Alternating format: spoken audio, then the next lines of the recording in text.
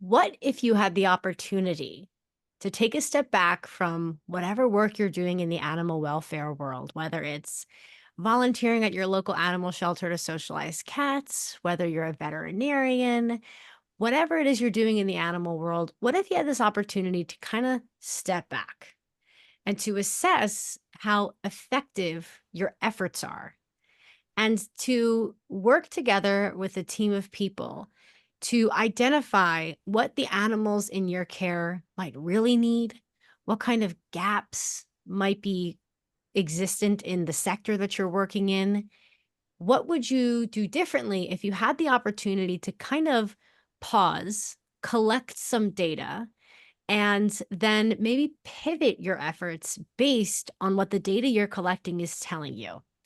That's kinda like the long and short of what we're gonna talk about today. So, on today's episode, I am so thrilled to have 2 incredible guests with us. First, we have Dr. Karen Shenoy, the Chief Veterinary Officer for Hills US, and I should say I was just telling, Karen this before we started recording. We love Hills. Hills is a huge supporter of the Street Dog Coalition, and, we could not be where we are right now without the support of Hills. So with a rich background in veterinary medicine and a deep commitment to animal welfare, Karen has held various leadership roles at Hills since 2008, including her experience at the Wildlife Rehabilitation Center in Minnesota, which I feel like we could have a whole different podcast episode about that. But I know Karen is a passionate mentor and an advocate for women in leadership within the veterinary field as well, which we love. And of course, we have Stephanie Filer with us as well. Stephanie, I should ask, did I pronounce your last name correctly? You did, yes. Okay. Yeah. Just wanted to double check. Okay. Stephanie Filer, the executive director of Shelter Animals Count, with nearly 20 years of experience in nonprofit leadership. That's a lot of years. Stephanie has been a driving force behind significant changes in animal welfare legislation. Hell yeah, we love that. At Shelter Animals Count, she leverages data to advance animal welfare initiatives across the country. Stephanie is not only dedicated to her work, but also actively involved in her community, serving on multiple boards and advancing and advocating for underserved populations. So together, both Karen and Stephanie bring really invaluable insights into the challenges and opportunities in animal welfare. And I'm so excited to dive into this episode with them both. So welcome to the podcast, Stephanie and Karen. Thank Woo! you. Thank you so much for having us. Yeah, no, it's really a pleasure to be here. I know we were all bonding about our cats and dogs earlier. And I'll tell the audience I have a cat wand in my hand because I have an unruly cat with me today. So shout out to all the ungovernable, unruly cats who require constant play. Um, but most importantly, I feel like I had to say that in case someone sees me doing this in the middle of the episode. Most importantly, what we are gathered here today to talk about is the 2024 Hills Pet Nutrition State of Shelter Pet Adoption Report. And I had the privilege of looking at this newly released report. I think it was right before it came out. And there were, first of all, the report was beautiful, very easy to read, and really some of the things that captured me. Um, I actually want to take a moment here to maybe pull out some of the things that were most notable to me, and then we can dive into some questions about some of this data. So, what was most notable to me was that cost is the biggest barrier to adoption, especially for those earning under $75,000, who are more likely to surrender pets due to financial hardship. And I remember reading that those earning less than $50,000 face even more challenges, including a lot of different housing restrictions that prevent pet ownership. And veterinary care is particularly expensive, according to this report, with 84% of respondents citing it as the highest cost. And I think one of the things that really stood out to me was that younger generations, especially Gen Z, are more open to adopting larger dogs, which is very exciting. Although overall adoption rates for larger dogs remain low. And lastly, one of the most important things to me that really stood out was this idea of post-adoption support, like behavioral services, and how they significantly reduce the amount of pet relinquishments with like 90, I think it was like 94% of potential surrenders being prevented after receiving this kind of behavioral help. So those were the three standout things to me. These financial barriers, big, lovable, goofy dogs having a harder time getting adopted, but the real excitement here had to do with that support that people receive from shelters after adoption and how that is like a real saving grace for animals. So there's so much to unpack here. Um, but the first thing I really want to ask you is why? Why kind of go down this path of compiling this report, putting all these surveys out? What was the impetus behind creating this report, and what did you hope to achieve? So I'll start there. I'm sure Stephanie will have some things she may want to add as well. I think you probably know very well that the sheltering community's been important to Hills for a very long time.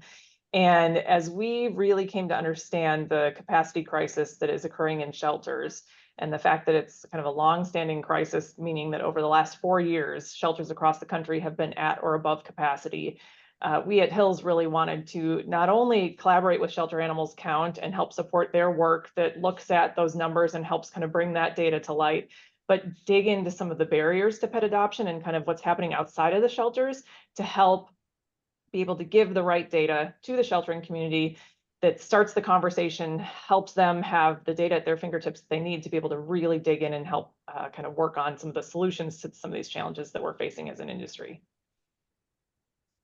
Yeah, exactly that. And we were thrilled with this partnership too, because we do collect that data on what's happening at the shelter side, and we don't often have the why behind it, especially for something we can track what's happening. We can't track what's not happening in a lot of cases. And so why are people not adopting? Well, we don't have that information. We only have the information on animals that are being adopted.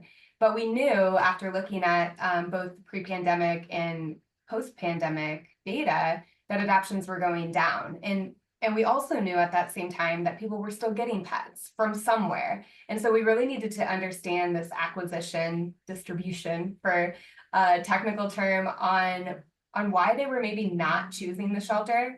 And that's where the Hills report dug into all of the various reasons why that could be, and started helping us to understand who our audience is, so we can turn around and now reach those people who would be open to it and would love to consider an adoption, and for other reasons that we can tackle, just haven't been able to.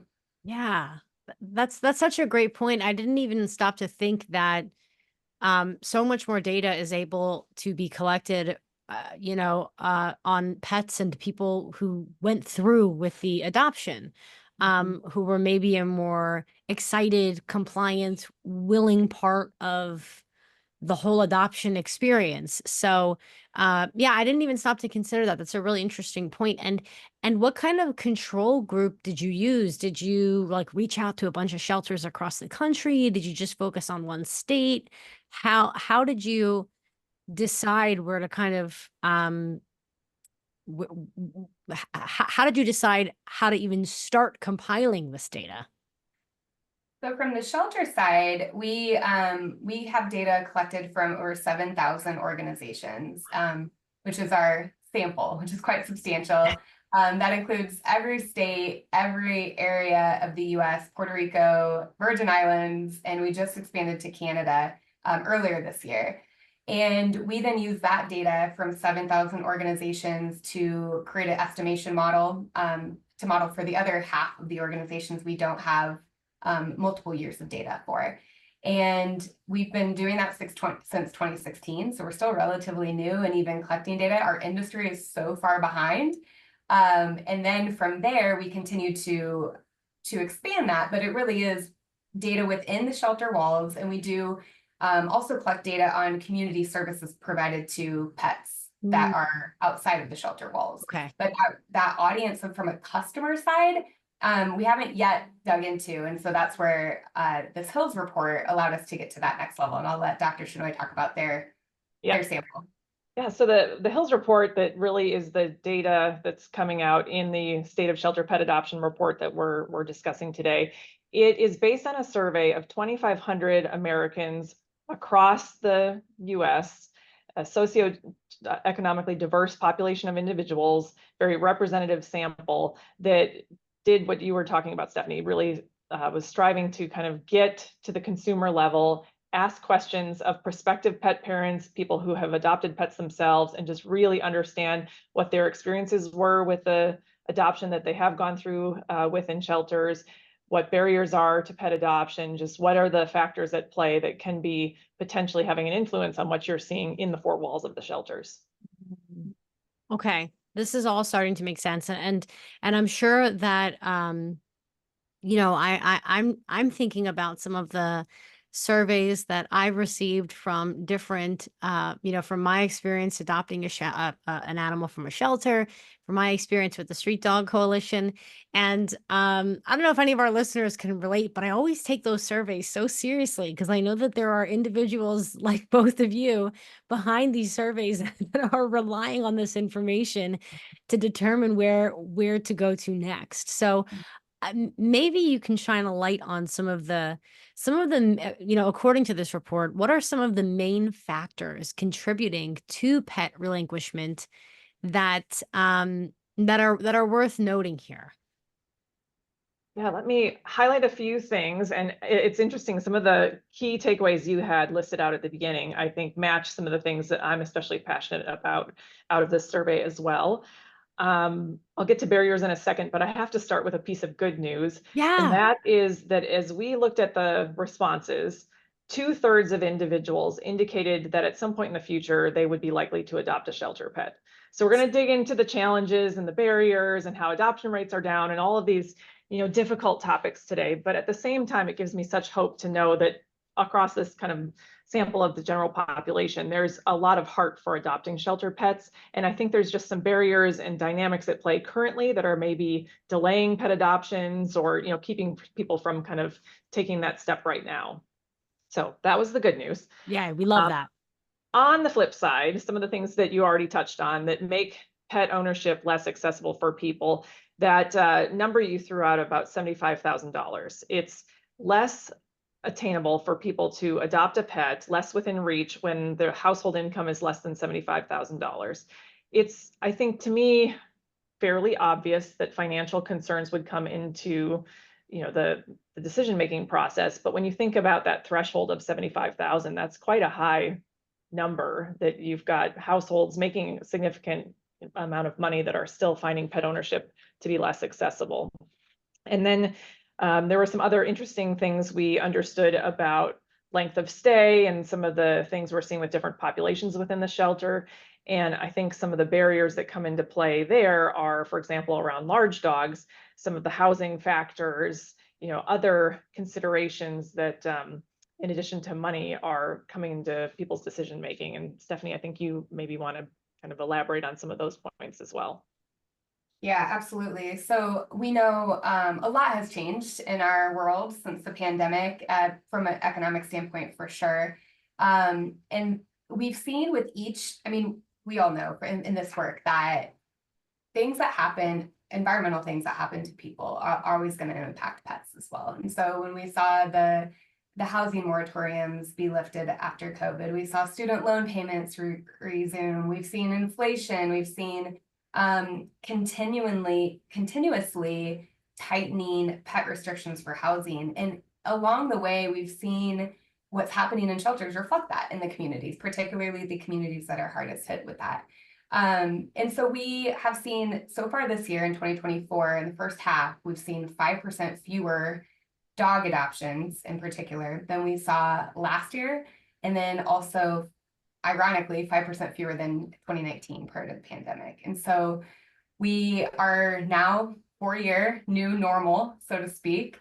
And our adoption rates are going in the wrong direction because at the same time, we're seeing the rate of dogs that are entering shelters, particularly large dogs, like Dr. Shenoy said, continues to increase. And so we're really at this imbalance. And it's not a matter of just looking at it from the intake side or just the outcome side, but seeing where we need to put all of our resources. And maybe as an industry in a lot of areas, look to see, like you said at the beginning of this conversation, what we should or could be doing differently to accommodate that.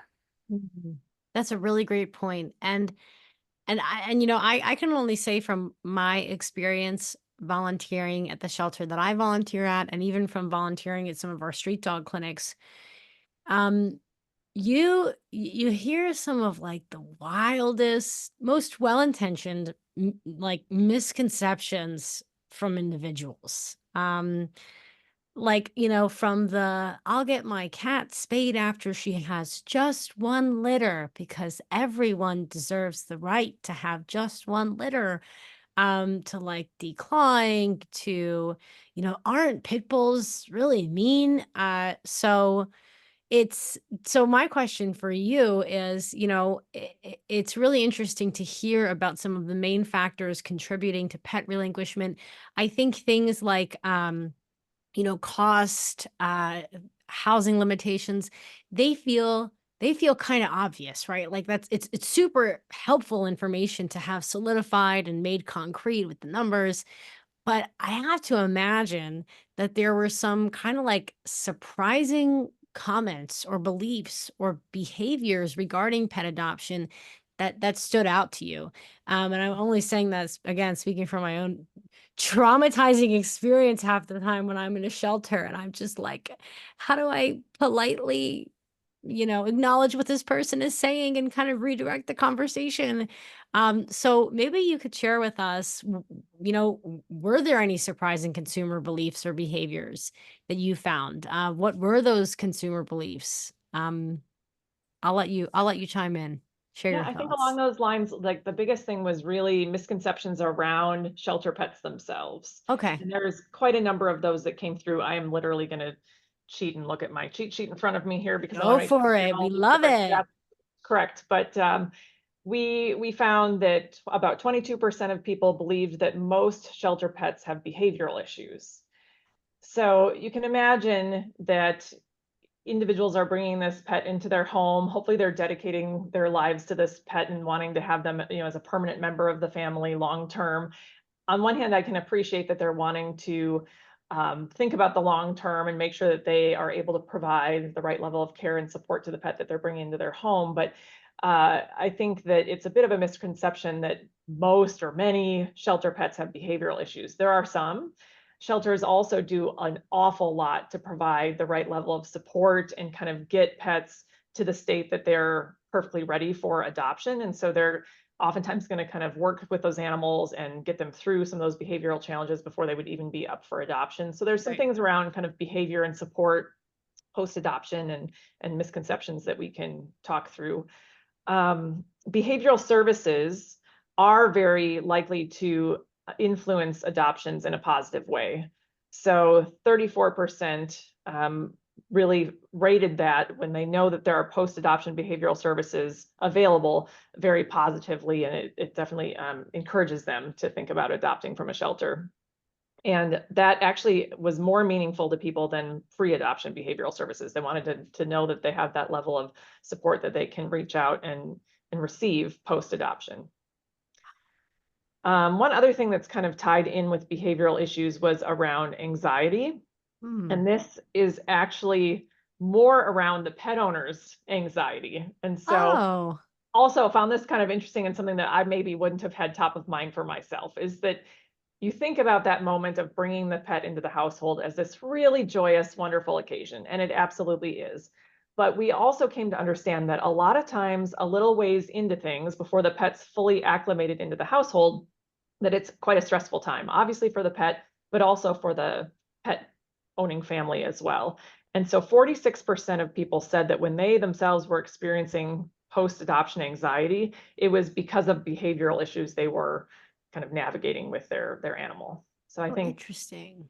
huge opportunity to help people really know what steps they need to take to fully acclimate their pet into the household, get them comfortable with other pets, other people in the house.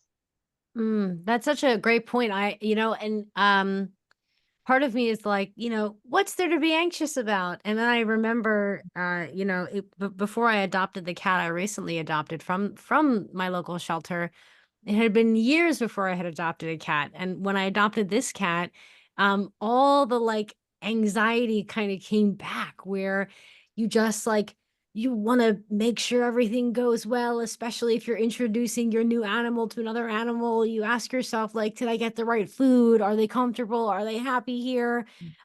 So it was a humbling experience for me because kind of like completely forgot what that felt like. And it was really, it was really anxiety inducing. So I appreciate that piece of information. And I'm hoping that, our listeners who might also have some anxiety themselves in regards to taking care of their pets, feel a little bit comforted in knowing that they're not alone. And I think that over time that anxiety tends to kind of die down, but I can also see how it could be really overwhelming for some people. I mean, anxiety of any kind can be overwhelming for a lot of people. So I could see how that might contribute to pet relinquishment as well. Yep. Yeah, and Wow. I think you're hitting the nail on the head that it's important to just sort of normalize that it's a transition period, that it's not always going to be perfectly smooth, and that's a-okay, and that there's a lot of services out there to help support you through the process. Yeah. Oh, that's such a great point. Yeah. And I was really appreciative of my shelter. They would email me like once a week for I think the first month or two after um adopting the cat to just ask me like, is everything good? How you guys doing? Everything okay? And I really appreciated that. Even though I didn't need any direct support, like you said, it opened the door for me to say, actually, I do need support. And just through the action of asking, it normalized that it's okay to need support. Oftentimes people need support. We have a system set up for that. So that's really good to know. And that really leads me to like the $1 million question here. $1 million question here, which is what specific actions can shelters and advocates like myself take based on your insights to improve these adoption rates, get these animals out of the shelter into their forever homes? What are some like tangible nuggets of wisdom, some things we can maybe start implementing sooner rather than later? You want to take the one first, Stephanie? Sure. There's so many. I think one of the things that this report does is it allows us to hold up a mirror into some of the things that we can be doing to proactively combat these things. So if you think about, we just discussed, it can be an anxious time to add a new pet to the home. And that's for people who, I mean, everybody on this call, we've done this before. This Yeah. isn't our first time. And if you think about how pets have been acquired into families for decades, it's not generally been the shelter channel as the primary. And so this can be new for people. And so I think some of the things we talked about already, recognizing that this is new and what can you do to normalize that, but also what can you do to even explain the adoption process? You know, when you talk to people who have never adopted a pet, my next door neighbor is a great example, wants to adopt a pet, has never done it before. And as I'm talking through the process, even that makes it easier for her to now see herself going and finding a pet at the house, at her home. And there's some universal processes that exist across organizations, and there's some very specific ones. So as shelter and rescue leaders, really analyzing our processes and making sure that they're inclusive, that we are making them accessible for people of all backgrounds, and that we are really communicating that to not just the people who have done it before. And then also keeping in mind that people who have done it before a decade ago, that you've probably changed a lot and they're making assumptions of the past. And so I could go on and on some of the things that we can do, but I think really now when we look at over the past 5 years, we had this like pre-pandemic normal where we were getting really innovative because things were very challenging in shelters. And then 2020 hit, we emptied a lot of shelters and people rightly took kind of a deep breath and were like, okay, maybe this is our time. And now we've seen, as we talked about at the very beginning, these shelter populations are rising. Dogs in particular are staying twice as long before they're adopted. And there's new challenges with fewer animals that are creating even bigger issues. And so now's that time to revisit the data and their research and make some decisions based on that and test some things and pivot as you find those insights versus just doing the same thing and getting frustrated because the results aren't changing. And Right. maybe making some decisions based on how we think or how we feel, recognizing we're not our only audience and we know a very different lens than what the community we're trying to reach. That's a I really think great point. Yeah, I appreciate that. Go I go was gonna ahead, say, Karen. Stephanie, I think you talked a little bit about communicating out to the community around some of these areas. I feel like there were some findings that say that the processes in place in the shelter are actually very well received. Like the adoption experience was very positive when we surveyed people that had been through the process. And yet I think the perception for individuals that have not gone through that process before, or it's been quite some time, is that it's more difficult than it really is. So some of the actions, I don't know, who am I to tell shelters kind of what the right solution is here, but I think one thing to be thinking about is just how we overcome some of those perceptions, how they communicate differently to these audiences that have not been into the shelter in quite some time and aren't as familiar with the processes. A thing related to this conversation that I would bring up also is fostering specifically. We really found that a lot of people said they'd be very open to fostering if they knew that some of the cost of care would be covered. And many times shelters do provide food or cover veterinary costs for animals that are in foster. So I think if more people knew that, there would be more prospective foster families, that could be coming into the networks to work with individuals. And then that can even potentially be a solution to helping people get over this hurdle and the anxiety and things that come with adopting the pet. Is you don't necessarily have to go from no pet to I'm committed to this pet permanently. There's this option to foster, try out the animal, see if it's a good fit for you, guilt-free. A shelter would be happy to have you do that for a period of time. If the animal needs to go back to the shelter, fine, no worries that you have to adopt the pet, but it is a chance for you to kind of get an experience with the animal and potentially decide to adopt the pet long term if it seems like a good fit. That's a really great point. It sounds like what you're illuminating here are some opportunity, and I should say, like, the three of us working in the animal welfare world, like we know that, yeah, shelters usually cover the cost of fostering for the most part. There are just some things that and I know you, with your decades of combined experience, some things that we just wake up already knowing. And I have found in my experience, it's hard to remember that not everyone knows that information. Not everyone knows that not all shelter animals or a majority of shelter animals have behavioral issues. They don't know that oftentimes the cost of fostering can be covered. So what I appreciate most is how this report created an opportunity for us in the animal welfare, world, in the nonprofit sector, especially to get like hard facts on what people think and what people are kind of saying and how they're feeling,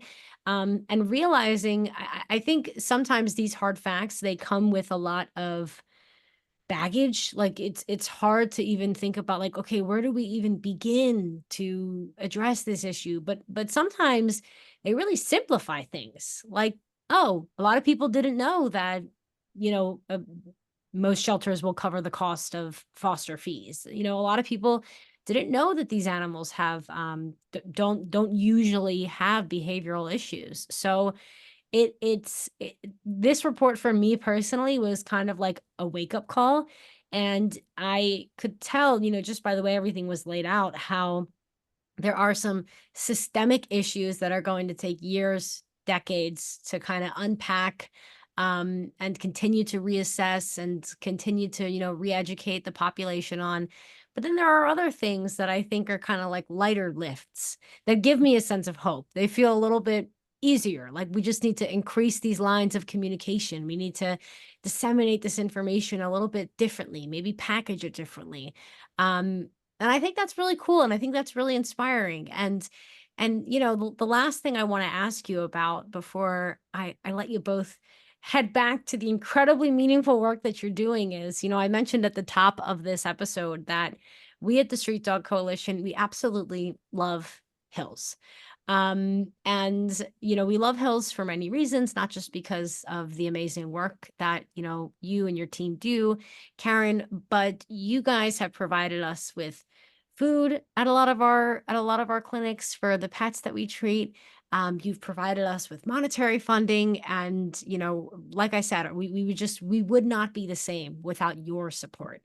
And my question is, how has Hill's partnership with the Street Dog Coalition influenced your approach to addressing the challenges in pet adoption and relinquishment, especially when it comes to these underserved populations, individuals who might be making, less money? What are your thoughts on that? Yeah, I honestly don't know if I, as an individual, would have fully understood the connections and thought kind of in the same line of thinking about the work that we do to help support Street Dog Coalition and the work that we're doing in shelters and how they're so interconnected.